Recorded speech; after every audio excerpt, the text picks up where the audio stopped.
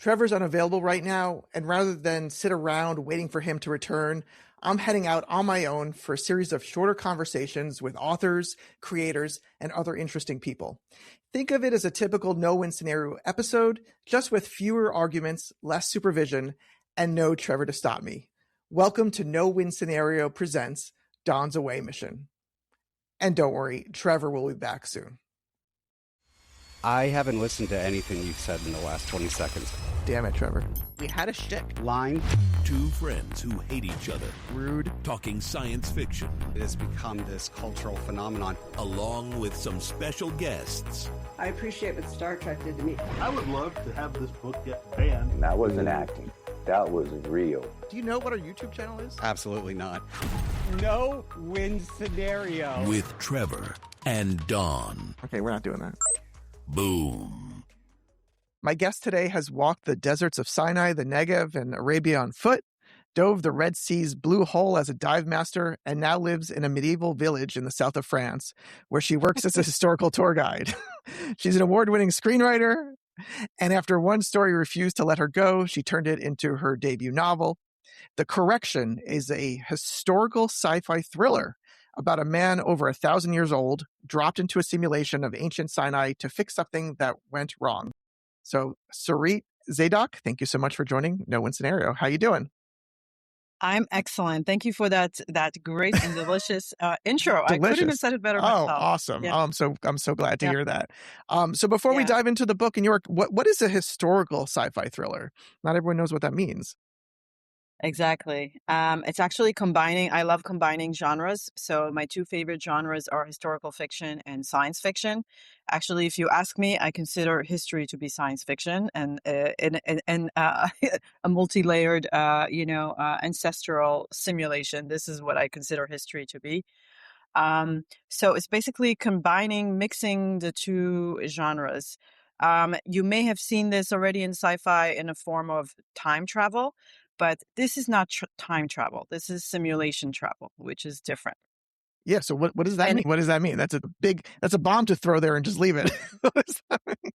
So simulation travel, a simulation, unlike, a normal timeline, is something that can just be, destroyed. It's energy that doesn't stay there or move from one thing to another. It's something that can completely collapse and just be gone. Okay.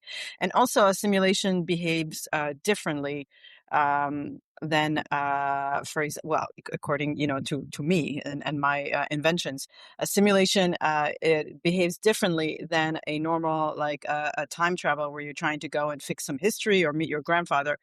A simulation can, have glitches. It can have anomalies. It can have strange things that are happening. And this is what is happening basically in the book. Simulation, which is basically, a metastable, a quantum construct, is always suffering from decoherence. So it's very unstable. So it can manifest itself in any imaginable ways that you can imagine. And this is what's great about being an author, that you can imagine how a simulation may become destable, and then what happens to things on the inside. And are people realizing this? Are they not realizing this? And so on. And some of it is based on things that I read about, people who consider that we live in a simulation. And I won't get into it if I consider or not. I'm not getting into this discussion. That was going to be my next question, though. But all right, I'll let it go. But that was my next question. We can't get into it if you want. But a lot of people are looking for glitches in everyday life. So they will say, "Oh, the sky is failing to load," or "There's birds that are suspended." Or they will say Elon Musk is basically someone that it's inserted by the sim creator to level us up. There are all kinds of things that people come up to come up with a different, glitches in the simulation. So, you can just go with that when you're writing. So instead of asking you, do you think we're living in a simulation? Let me phrase it this way. Why do you think other people consider that? Is there something inherent about we don't trust our reality? Is it religious based almost, or like a reaction to it? Like, where does that come from, you think? Well, it comes from many, many things. There are many reasons why we are, in my opinion, probably in a simulation. And there's one guy in Oxford, a philosopher called Nick Bostrom. You may have heard Yeah, about sure. him. He's one of the big guys. And there are many YouTube lectures and where he explains that. I've written also an article kind of like summarizing why I think some of the arguments for simulation. Some of the main things are, they're saying, well, maybe we're like in this big video game. You consider what video games were like 40 years ago, 2 dots on the screen, and now look at it. And and maybe this is just like an experiment that we're in. A third of our life we spend sleeping. So maybe this whole sleeping time, we're in the base reality. And when we wake up, we're just playing in this experiment Yeah. by some evil Yeah. genius. Other people are pointing to things such as, the conditions on Earth for life are so specific and so rare and so unique that it's almost like too good to be true to have created this planet where we can survive when you consider the entire universe and everything that's going on. It's the right temperature, it's the right, atmosphere, it's the right gravity. Everything is perfect for us to survive. Why? Is this, created by someone? Or maybe, and the speed of light, maybe this is just some constraint to prevent us from breaking out of the simulation. You know what I'm saying? There's all kinds. If we were living in a simulation, then would that Yeah. mean that whomever created the simulation would have to then themselves be in another simulation, and it would just be an infinite simulations, in which case that seems Well, maybe less likely than the some other example. Well, it could be that this is some sort of a creator from a base reality. I mean, we're creating simulations every day. I mean, what are movies if not simulations Right. that we insert ourselves into all the time? I mean, we're addicted to all these simulations we create all the time. So this could just be someone who is either experimenting or is nostalgic for some ancestral simulation of the past. There could be, this is a very interesting point that you bring. This person could be in a simulation creating a simulation. Right. So it's a simulation within a So we're simulation, trapped. Yeah. So maybe he's trapped and he's playing with this thing by himself. So I don't know. Yeah. I don't really know, but a lot of people are making some pretty interesting arguments for it. And I play with it in my Yeah. books. So let's talk about the correction. Give us what's the story about here? Because it's very interesting. I think very unique. Very unique. Yeah, it's so basically in the far future, this world that I imagine, in the far future, there are these rogue simulations that are plaguing the base reality. So for different reasons that I get into in the books, people created these simulations, just, ancestral historical simulations because of nostalgia or whatever. And some of these went rogue. Okay, so they're breaking out of the normal clocking system. And at some point, the Federation of Earth and Mars decides that these are unethical and illegal and should all be collapsed. We're done with this nonsense. We're all addicted to these things. And then some people resist that. They don't want. It's like if you have a favorite movie, like, no, please don't delete that. I want to watch it again. So these people, what they did, they inserted themselves into the simulation and thereby became their simulation guardians. And as long as they're inside, you cannot collapse the simulation. So the Federation said, okay, so they created this whole other order of specialized soldiers, combat units that go inside the simulations, find the simulation guardian, and basically kill them to allow the collapse of the simulation.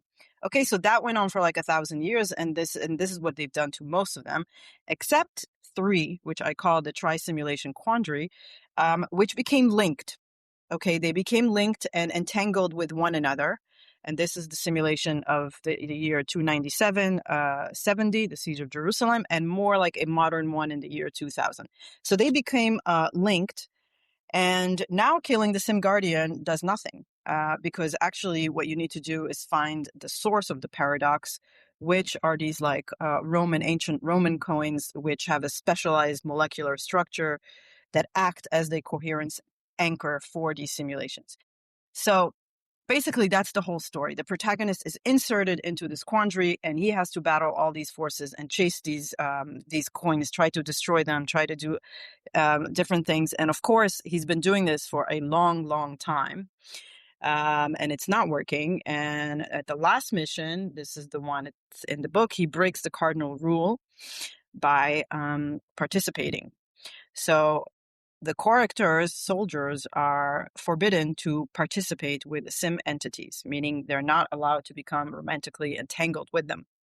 But after 1,000 years, the man is a man is a man. You know what I'm saying? After 1,000 years, I think some people might say after a day, but okay, we'll go 1,000 years. So that's kind of like, so that creates its own host of problems. And the first two books, so this is the first book called Old Earth, because it takes place mostly in the first simulation, the year 2000. And then this is the second book that's coming out like in a month. This is the 12 coins. So this is the protagonist hunting the 12 coins. Okay. This is a proof, an Amazon proof. It's not, so that's why you have this bar. So this is the second book. Actually, both of these two, this was supposed to be like one book, but I was told by a publisher, don't do that. No one's going to. Too much story. I know. It's too much story. Yeah. So I split it into two. And then the third book that I'm currently editing, that is like a true historical science fiction. It's a siege warfare narrative about the siege of Jerusalem. And it's like the showdown at the source of the paradox, So I won't give all that, any of this away, but that's basically the story. Such a rich tapestry of story. No, that's great. I was going to say, before I ask a question, it was smart of you to move it to a second book, because when I sent my draft to my publisher, it was 130,000 words. And they're like, you're a debut author. You got to get it down to like 85 or whatever it was. And it just killed me to cut that much out of it. And whenever I see a review, they're like, I wish there was more about X or Y. I'm like, I had to cut it. It just hurts my soul. But not about me. So this is such a fascinating, like I said, tapestry of a world and events. Like, where did you draw this from? Where did this idea come from? Well, it started with the Blue Hole in Sinai, where I lived a long, long time ago. And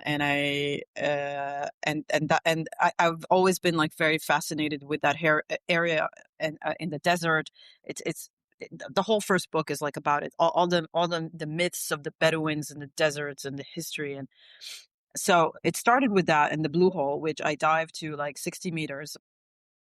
And you really feel like you're entering some gate, to another world.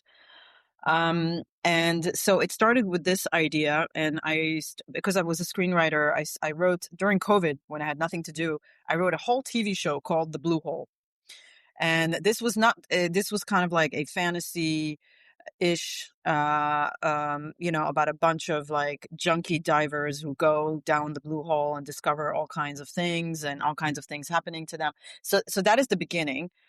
And then no one wanted to produce this. They're like, we're not going to spend money on like diving things and all this like. So I was like, well, I'm just going to write the book. And as I started to write it, I was like, I started to get into the mystery of the Blue Hole. I'm like, so what is this? And then it just became, like a string that you pull. And maybe it's also the combination during COVID where you feel like, what the hell is going on in the world? Is this for real? Is this real? What's going on around us?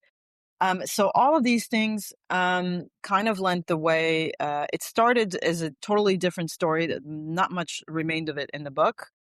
And then it just became this string I pulled on. I started the image of Michael, the protagonist, the character soldier, inserted again and again into a simulation. That image became very, very, it just came out of nowhere to me. Yeah. I just saw him. I just saw that first scene. And then you start asking the questions, where he come from? What is he doing? Who is he? And it just grew. I don't know how else to put it. Can you set the scene for a second? Because, I've spent a few minutes with Bedouins in the desert in that area, but I think a lot of people here in the States don't even know who the Bedouins are. And also the Blue Hole. So, right, it's a sinkhole off near Egypt. Yeah. Can you maybe just describe their lifestyle and what you see there? Yeah. Of course, Sinai to me is like the most beautiful place on earth. It's a combination of this orange, yellow desert with high, jagged mountains, like just plunging deep into like the blue, blue, blue Red Sea.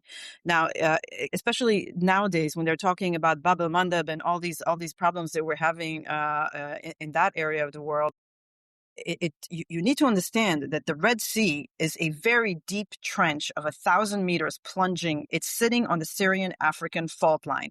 That is the ripping point between basically Asia and Africa, you know? And that created a lot of like amazing things. And the blue hole is this mysterious, I call it mysterious because there's no other way to describe it. And I researched it. It's a mysterious, basically collapse in the reef table as, if the truth is that it's a round collapse at a reef table that goes down 150 meters. So I used to dive it a lot. And what you do is you kind of go inside and then there's a saddle and you can go down to 150 meters, which I don't. What I did was there is a very mysterious arch, okay, like an entry to a cathedral on the reef table side. And you can kind of dive through it around maybe 57 meters to pass the arch, go into the blue hole, and then come up. And so the whole thing is just very, very mysterious. And if we're talking about the Bedouins, a lot of the Bedouins were my friends. They were the original. I mean, I can't really say original inhabitants because almost every type of civilization has inhabited the Sinai Desert. But the Bedouins, I would say, this is their home. They are nomads, and they are master trekkers. They are master water finders, and they traditionally they have lived in a very nomadic a structure of life. Different tribes had different types, in the Sinai Peninsula, which is like a triangle. And unfortunately, in modern times, the Egyptian government came and tried to settle them, and that created a lot of conflict between the Bedouins. But the Bedouins are people of the land. They don't consider that they own the land. They don't. It's like the Indians. Yeah. The American Indians. Yeah. So I spent a lot of time working with them, and because when we were diving and taking customers on dives, they were traditionally the drivers, because They again, know because they it. tried to settle them, and now you have to pay a fee for this, and now you have to pay a fee for that. Those were kind of like the only jobs they could do is being drivers and things like that. Guides. Yeah. So so in my book, in the first book, basically. Another change is that Michael decides he's kind of like adopted by a Bedouin chef, I guess, who takes a liking to him. And, Michael uses his strengths to protect the tribe. And at the same time, this chef, he has offers his daughter in marriage. So that's like Yeah. the whole thing. So it's like infiltration of the stranger into like local society and what happens. What I find so interesting is that you're so drawn to the land, the water, nature, all that. And yet there's this like huge gap between the desert, the water, and this future technology, and you're bringing it together. Was that a conscious decision? Was that just like, I get where the land comes from. Where does the sort of future look come from, I guess, is really my question. It's like my research of different things. The first, there are some chapters. The first book, part of what's different in my books is also a very unbalanced structure, I would say. So the first book is maybe like 80% in the simulation of 2000, meaning it seems like a normal story, but with anomalies and strange things happening. And then 20%, we kind of get a jump into what I call the correction core. The correction core, which manages and tracks the simulations, eventually looking to pin them. So you actually get you get a view into the technology and what's happening behind the scenes. And so the technology, or I should say the hard sci-fi part, stays in that world. And the only way that you kind of feel it in the simulation is with the anomalies and the glitches. And then, of course, once it begins to destabilize, as the coherence anchor becomes, it starts to get destroyed, then you get this destabilization, and then you start to see, the glitches and the weird things that are happening. But the true techie stuff is kind of confined to the correction core. Right. I'm very curious about the craft of not just writing novels. Obviously, I've gone through the same thing, but it's getting it out to the world. And so, you took this, you tried to get it to traditional publishers. What was that process like, and what made you decide to, what, this is getting out there no matter what? Yeah. So I tried the traditional route like most people. So I wrote the manuscript. I queried a bunch of agents and publishers. Didn't really get much. In retrospect, I kind of understand why. It's a very hard sell. Yeah. Sci-fi in general is a And hard sell. And for those who are watching or listening, queries when you basically send a few chapters of your book with a letter to a whole slew of potential representatives, and then you wait a year for them to get back to you. And most don't. exactly. Yeah. So that didn't really work very well, and I'm not judging. I in retrospect now, after 2 years, I can see how this is a very hard sell, Yeah. and and it's so I understood that, but I just felt like I push this out, and I was not really concerned about, and I'm still not really concerned about um uh sales per se. I don't imagine myself making a living from this. I just want to put it out there, and it may resonate in like 5 years time, 10 years time, whatever. I just, as a creator, I just need to give birth. It's like, you know what I'm saying? So I did that, and then because the first book doesn't really have closure, I didn't feel I had to push the second book out quite quickly, because so people are not pissed off. But now the third book, what I've done with it, because this has more immediate appeal, because it's like the Siege of Jerusalem. It's a lot of historical fiction. Although it's the third book in the series, I have written it as a standalone, meaning that someone can come and just start with book 3 and get into the Nice. series. Yeah. Without having to go through books 1 and 2, and then if they want, then books 1 and 2 can serve sort of as a prequel, if you will. And I've started querying with that, because now I'm like revising, and I've started querying, and I can see more interest. Okay, I'm not saying, no one has yet said, okay, I'm going to publish this, but it's not like before. Now they're like curious. They're like, this is an interesting concept. I'm not sure about the execution. I'm not sure about this, So, so that book, I'm going to try more to be more, I don't know, get it more traditionally published. But if that doesn't work, if after like a year and going through all this doesn't work either, I'll just push it out as well. Because I think these things that we create, they have their time. How many authors do we know, or like artists? They were never, really, nobody really got what they were doing in the Till beginning. later. Yeah. And then it's a timing thing also. Yeah. So. Yeah. Well, good luck on that. What is like a takeaway you'd want a reader? Like who should read your books? And like, what's like the kind of like, what do you want them to be left with when they're done reading? I think well, the type of reader who would appreciate this is someone who has patience. Is someone who has patience, someone who loves historical fiction, who loves genre blending, who's not afraid of a little bit of literary, or God forbid, some head hopping, or some a little bit of romance. I know sci-fi. It's like no romance, no. They're always. So because it's genre blending, so it's there is some kind of techie stuff. So it's someone who appreciates mixed genres.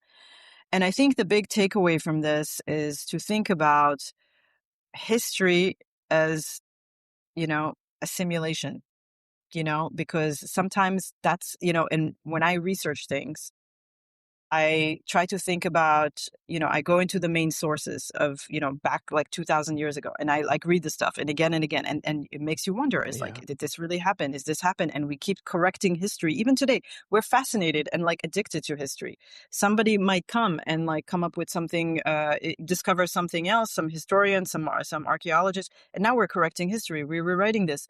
So we're already doing this. And, so history to me is very, very interesting as, a simulation, you know. I find it completely fascinating. I think the simulation talk is only going to keep growing and growing as I see in my own feeds, people talking more and more about it. So it's certainly to put that into this story and to make this story around this is I think just fascinating.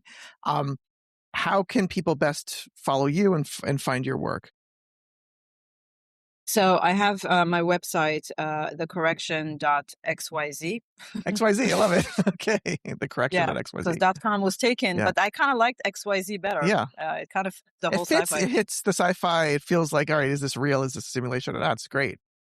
Exactly. So you can go there and you can, there are links to the books on Amazon, but the best way is really to sign up for my newsletter. I write really lovely, pretty newsletters once a month. They're not like in your face, buy this, buy this, buy this.